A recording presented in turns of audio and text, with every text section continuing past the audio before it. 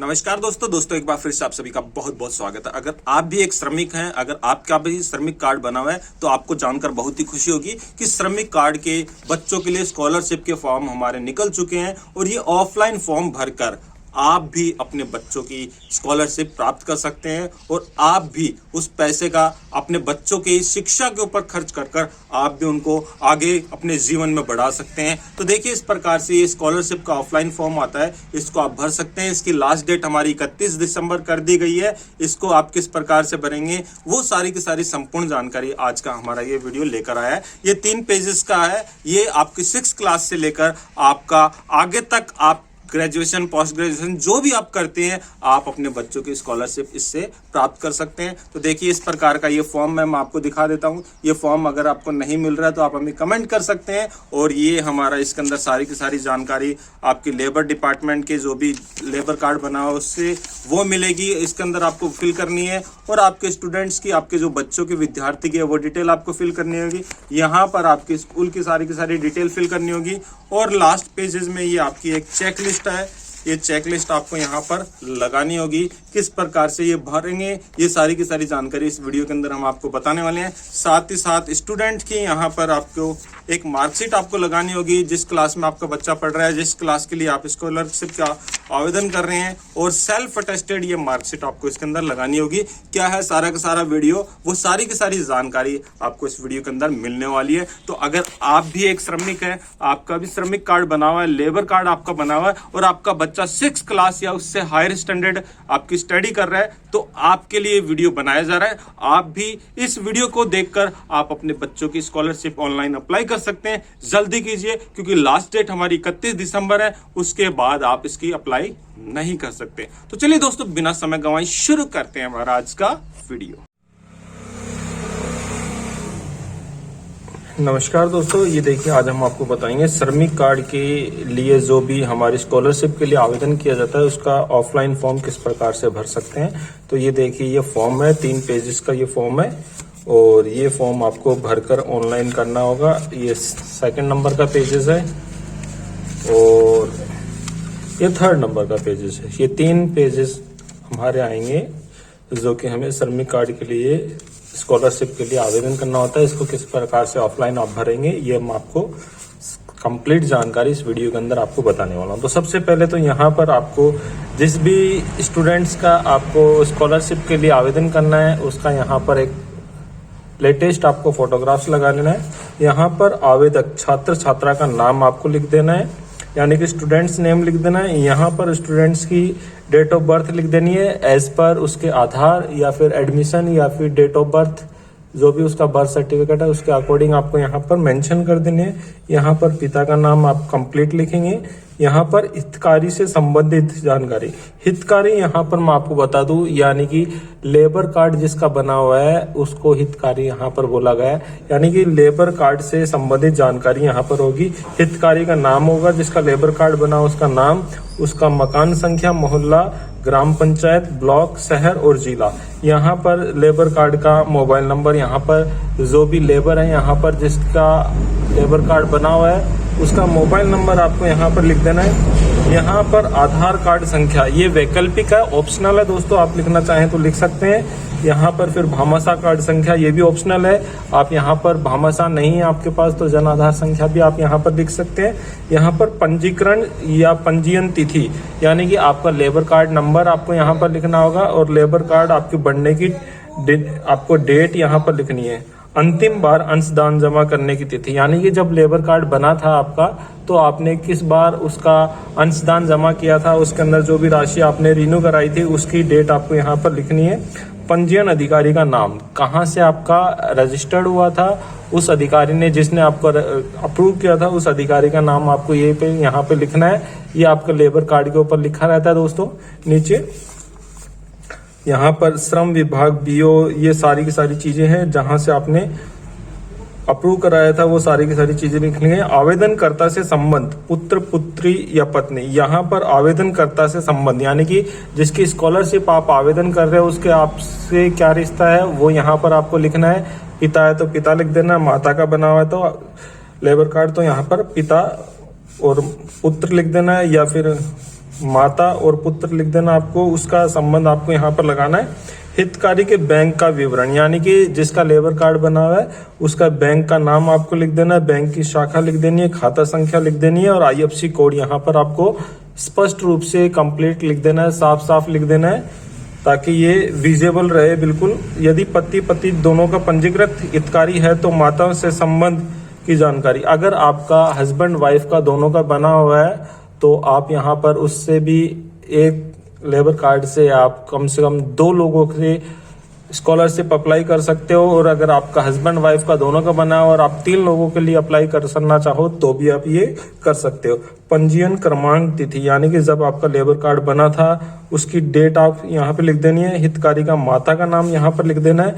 और 7 number column में देखिए दोस्तों हम आ जाते हैं तो यहाँ पर उसकी एजुकेशन सर्टिफिकेट, एजुकेशन डिटेल्स आपको देनी है जिसकी आपको स्कॉलरशिप अप्लाई करनी है। तो यहाँ पर उत्तीर्ण की गई कक्षा का नाम, यानी कि कौन सी कक्षा के लिए आप आवेदन कर रहे हो। जैसे कि आपका बच्चा 10th क्लास में पढ़ रहा है तो आप यहाँ पर 9th क्लास की स्कॉलरशिप आवेदन कर सकते हो, क्योंकि ये 1 साल पुराना हमारा आवेदन किया जाता है। उत्तीर्ण की गई परीक्षा का विवरण, यानी कि कौन सी कक्षा में कौन सा परीक्षा उसने दिया वो है। यहाँ पर पूर्णांक उसने कितने प्राप्तांक किए हैं, और प्राप्तांक यानी कि यहाँ पर क्या होता है दोस्तों, जैसे कि आपका बच्चा फर्स्ट डिवीजन से एग्रीग्रेट हो जाता है, पास हो जाता है, तो यहाँ पर उसके लिए एक एडिशनल फैसिलिटी दी जाती है जिससे आपको काफी ज्यादा फायदा मिलता है। यानी कि एक पुरस्कार के रूप में 5 से 7 हजार रुपए एडिशनल दिए जाते हैं। तो यहाँ पर आपका फर्स्ट डिवीजन से बच्चा प्राप्तांक है तो ये आपको देना होगा।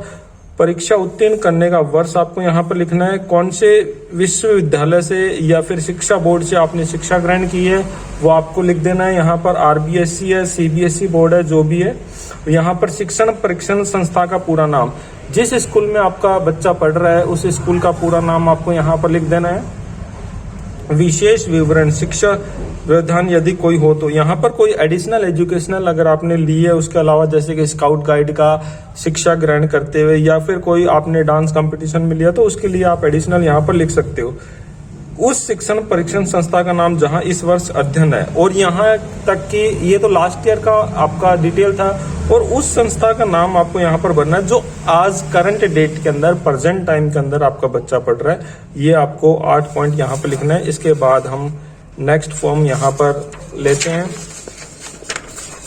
तो ये नेक्स्ट फॉर्म देखिए हमारा है पाठ्यक्रम कक्षा जिसके लिए छात्रवृत्ति चाहिए गई है, यानी कि कौन सी कक्षा के लिए आपने स्कॉलरशिप के लिए आवेदन किया है वो आपको यहाँ पर लिखना है। क्या मेधावी छात्र छात्रा में राशि चाहते हैं, तो जैसे कि मैंने आपको बताया कि फर्स्ट डिवीजन अगर आपके बच्चे की आती है तो उसके अंदर आपको एडिशनल फैसिलिटी मिलती है, कुछ पुरस्कार आपको किया जाता है, पुरस्कार के रूप में कुछ अतिरिक्त राशि आपको दी जाती है। तो अगर आपने चाहिए तो हाँ करिए और कक्षा का नाम लिखिए। इस वर्ष किसी कक्षा में अध्ययनरत है, इस वर्ष किस कक्षा में अध्ययनरत है वो आपको लिखना है। जैसे कि अगर आपका बच्चा 9वीं कक्षा में है और आप 8वीं कक्षा की स्कॉलरशिप चाहते हो तो यहाँ पर आपको 9वीं कक्षा लिखनी है, क्योंकि आपका बच्चा करंट में 9वीं कक्षा में पढ़ रहा है। कक्षा में प्रवेश की तिथि, आपने कब कक्षा में प्रवेश लिया उसकी तिथि और महीना आपको यहाँ पर लिखना है। क्या आपको इस वर्ष किसी अन्य योजना छात्रवृत्ति को प्राप्त हो रही है, यदि हाँ तो उसका पूरा नाम और राशि लिखिए। तो यहाँ पर आपको अगर इसके अलावा कोई स्कॉलरशिप आप ले रहे हैं तो उसके बारे में आपको ये लिख देना है। यहाँ पर फिर एक घोषणा देना होगा, यहाँ पर आपका आवेदक या छात्रा का नाम लिखना होगा, हितकारी का नाम लिखना होगा, यहाँ पर जिसके नाम से लेबर कार्ड बना उसका नाम लिखना होगा, उसके हस्ताक्षर होंगे, स्थान होगा, तारीख होगी, हस्ताक्षर अथवा निशान, दाहिना अंगूठे का निशान होगा, छात्र से संबंध, छात्र जिसके लिए आप स्कॉलरशिप अप्लाई कर रहे हो उससे आपका क्या संबंध है, वो सारी की सारी जानकारी आपको यहाँ पर लिखना होगा। अब देखिए मेन चीज है यहाँ पर ये शैक्षणिक संस्था के प्रमुख प्रमाण पत्र, ये जो मेन चीज है ये यहाँ पर आपको ध्यानपूर्वक आपको देना है, और यही आपका ये स्कॉलरशिप अप्रूव करने में आपके बिल्कुल कामगार साबित होता है। यहाँ पर आपको ये पूरा का पूरा आपके स्कूल के द्वारा, संस्था के द्वारा ही फिल किया जाएगा। यहाँ पर संस्था का पता होगा, यहाँ पर संस्था प्रमुख के हस्ताक्षर होंगे, उनका नाम होगा, पद का नाम होगा, मोहर होगी और यहाँ पर तारीख होगी, और ये पूरे की पूरी सारी की सारी चीजें यहाँ पर आपकी बच्चा लास्ट ईयर जिस भी स्कूल में पढ़ रहा था, जिससे वो पास आउट हुआ है, उस स्कूल के द्वारा ही भरा जाएगा। और यहाँ पर ये ध्यान दीजिएगा, यहाँ पर संस्था का मोहर लगना बहुत जरूरी है, तभी आपका सैंक्शन होगा, छात्रवृत्ति तभी आपकी ये अप्रूव होगी, अदरवाइज आपकी रिजेक्ट हो जाएगी। उसके बाद देखिए आखिरी का कॉलम है हमारा, कॉलम नंबर 11। यहाँ पर आपके चेकलिस्ट है, ये चेकलिस्ट आपको दी जाएगी। इसके अंदर आपने हितकारी का परिचय पत्र लगाया है, उसकी आपने फोटोकॉपी लगाई नहीं, अगर हाँ तो या कर दीजिए, नहीं तो ना कर दीजिए। हितकारी के आधार कार्ड तथा भामाशाह कार्ड की प्रति आपने लगाई है तो हाँ कर दीजिए, अन्यथा ना कर दीजिए। ये चेकलिस्ट है आपकी, तो ये अपलोड करनी होंगी आपको। हितकारी के बैंक खाते का पासबुक, प्रथम पृष्ठ का बैंक का नाम, खाता, IFSC कोड अंकित है, ये आपने लगाया तो हाँ करिए, अन्यथा इसको ना कर दीजिए। तो ये खुद की सेल्फ टेस्ट चेकलिस्ट है दोस्तों। और इसके साथ ही एक चेकलिस्ट है, जिस कक्षा में कोर्स में छात्रवृत्ति चाहिए गई है उसकी अंक तालिका व स्व प्रमाणित प्रति, यानी कि जिस कक्षा के लिए आपने स्कॉलरशिप के लिए आवेदन किया है उस कक्षा की पास आउट के बच्चे के द्वारा सेल्फ अटेस्टेड आपको एक इसकी मार्कशीट लगानी होगी। जैसे कि देखिए मार्कशीट मैंने यहाँ पे लगाई है और यहाँ पर बच्चे की सेल्फ अटेस्टेड है, और ये मार्कशीट आपको यहाँ पर इस प्रकार से लगा देनी है।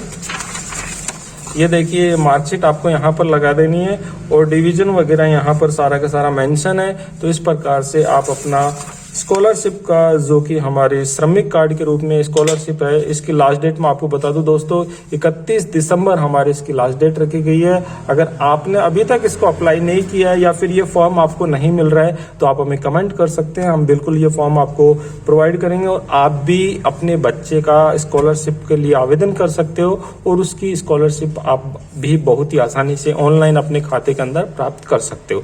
जी हाँ दोस्तों, यही कुछ छोटी सी इन्फॉर्मेशन थी, जो आप लोगों के साथ शेयर कर लीजिए। वीडियो अगर आपको अच्छा लगा तो लाइक, शेयर, और अगर आप चैनल के ऊपर पहली बार आए तो चैनल को सब्सक्राइब करना मत भूलिएगा। जय हिंद, जय भारत।